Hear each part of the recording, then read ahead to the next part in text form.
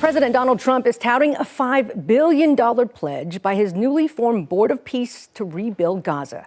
The board held its first meeting today with leaders from at least 40 countries in attendance. Christian Cordero has more.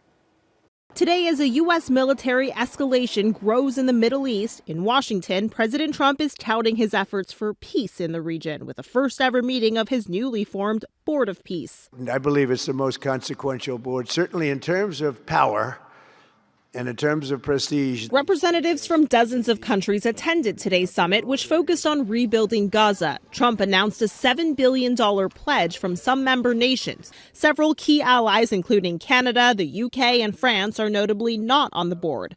Neither is the Vatican, which turned down the president's invitation over concerns the board undermines the work of the UN. On the $7 billion pledge, some experts note that doesn't come close to addressing the need in Gaza and doesn't address a key question. The big question that is on the minds of a lot of these leaders right now isn't really the technocratic, bureaucratic details of reconstruction. It's whether Donald Trump will serve as a restraining force on what Israel may or may not do next. Today's meeting takes place on the backdrop of a historic military buildup in the Middle East. The president sending the USS Gerald Ford, the world's largest aircraft carrier, plus 4 destroyers equipped with the ability to shoot down incoming missiles or strike targets 1,000 miles away. The president vows the U.S. is prepared to use all options. So now we may have to take it a step further, or we may not. Maybe we're going to make a deal. You're going to be finding out over the next probably 10 days.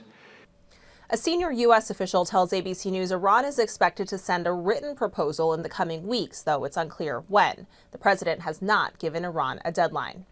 Christian Cordero, ABC News, Washington.